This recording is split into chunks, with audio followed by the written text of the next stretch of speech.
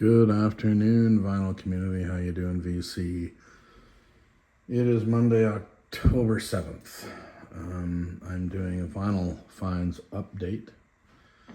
And again, I'm going through a whole bunch of records I haven't updated in a very long time. Due to me not doing videos for a long time. So I'm going to stop repeating that because I keep repeating that on all these latest videos, but I can't help it.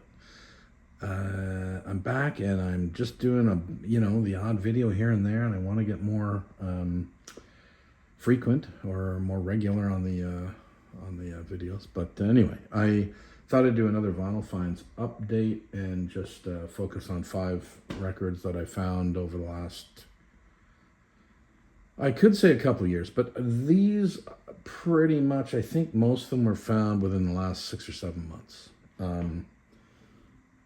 So why don't I get started straight away? First one I wanted to show, Elvis, because I took them all out of the plastic sleeves, which is something I don't normally do. But anyway, Blood and Chocolate from 1986. This is in great shape. Elvis Costello and the Attractions, Blood and Chocolate, 86. This is such a great record. And kind of a return to form in a way. This was released, I think, only about 8 or 9, maybe not even months after King of America, which was another great record. But he went back to the Attractions on this one. King of America, I believe, was using external musicians from the Attractions. Still a great record. Love that record as well. But Blood and Chocolate was a return to form. And I know there was a lot of tension between Elvis and the band at the time, and I don't think after this one he started using different musicians after this, and then not till almost a decade later that they got back together. But anyway, glad I found this. It's in great shape. It does come with the original inner insert. It's not a sleeve. No record would have been inside this. It's just an insert of lyrics. Sorry about the very bright sun coming in through the door. I have a door to my right to the second floor balcony over the house. So it's a veranda. Anyway, very bright coming in this late afternoon.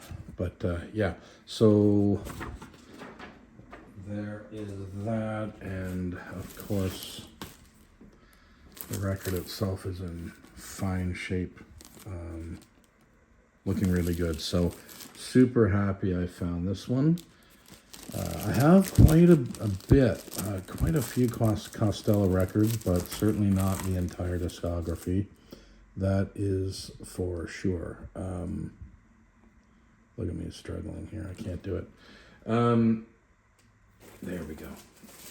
So I'm super happy I found that, because one of those I've wanted for a while, and I it's one of those records I don't see a lot out there in the wild, but maybe you've had better luck, or maybe you've had it since 1986, which is what I should have had. All right, number 2 record, 1970. I've been finding Queen lately, which is great. And I got to be honest. So this is 1978's. Queen, All That Jazz. Sorry, just jazz. And gatefold. Let's see the inside there. Fabulous shot there.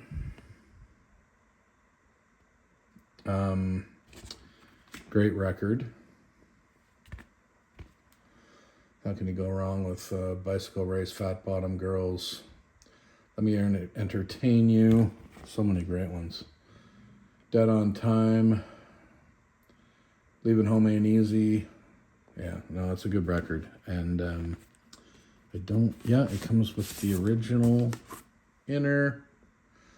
And that is an inner sleeve record contained inside. It's in great shape.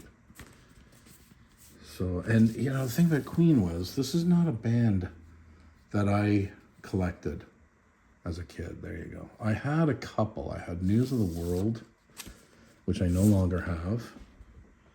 And that might have been it for studio records as a kid. I don't know if I had anything else by Queen when I was a kid. So I don't know why that is, really. You know, sometimes there's bands you just didn't collect, and Queen was one of them. But I liked Queen. I enjoyed Queen. I just didn't collect their albums as a youngster. So now when I see them, if they're in good shape like this one, look at that spine.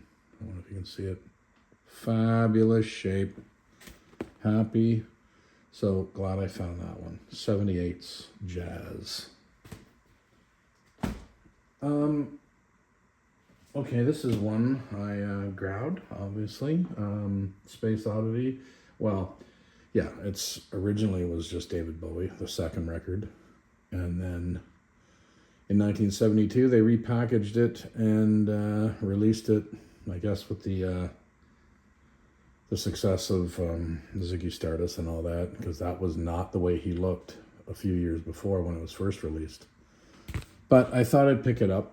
It's not, you know, this is not David's greatest record. Space Oddity, of course, is a classic, but as a collector, I'm going to pick it up. So this was released in 1972, a couple of years after the original release. From what I can tell with this label, it's not an original. I think the original was the Orange RCA, and this, from what I've looked up, is probably 1976 reissue. At least that's what it looks like on Discogs. But anyway, as a collector, I picked it up, and glad I did. It's in good shape, but I don't know how much I'll play it, really. I have it on CD, and I don't really listen to it much on CD. I love Hunky Dory Onward. In fact, Hunky Dory is one of my favorite records he ever did. Anyway, 1972's version of David Bowie's second record, and calling it Space Oddity. Okay, moving along. Another one, Lou Reed's Sally Can't Dance. Another one of an artist's, that is not what I paid. But that's interesting that it's sitting, I just noticed that. Huh. Anyway, I think I paid about $15 I got it for. But anyway, Sally Can't Dance, not one of Lou's greatest records. And I'm a big fan of Lou. Certainly listenable, an interesting listen, but again, not one of his best. Comes with the inner, and I believe this is an OG. Let me just take a look. I think I looked it up, but I'll have to look it up again. But yeah, I think it is the Dynaflex Orange label from 74. It's in good shape, just dusty, you know, just needs a good cleaning, and it'll be right as rain.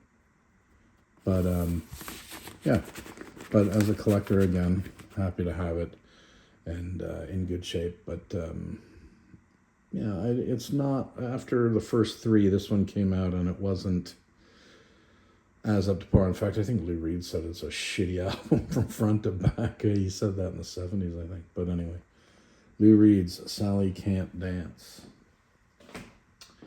And, you know, Lou is pretty straightforward and on the money 9 times out of 10 when he speaks. He doesn't pull any punches. Okay, another Tone Poet coming up. Very pleased to have found this one. Grant Green's Feelin' the Spirit, originally released, I think, is 62. I think, let's take a look. 63, yeah. Anyway, Herbie Hancock, Butch Warren, Billy Higgins, Garvin Masseau. Just a fabulous record and another beautiful Tone Poet release. Look at these shots. Look at that young Herbie there. Just a young guy. Grant Green, phenomenal guitarist. Billy Higgins on drums. Butch Warren on upright. Great record. Fantastic listen. Spun this a few times, and I will continue to. But Blue Note does not disappoint on these Tone Poets, man. They do not spare any expense on the pressing or the packaging. So there you have it, folks. I am happy with these 5, and hope you enjoyed that, and look forward to the next one. Vicar Vinyl out of here.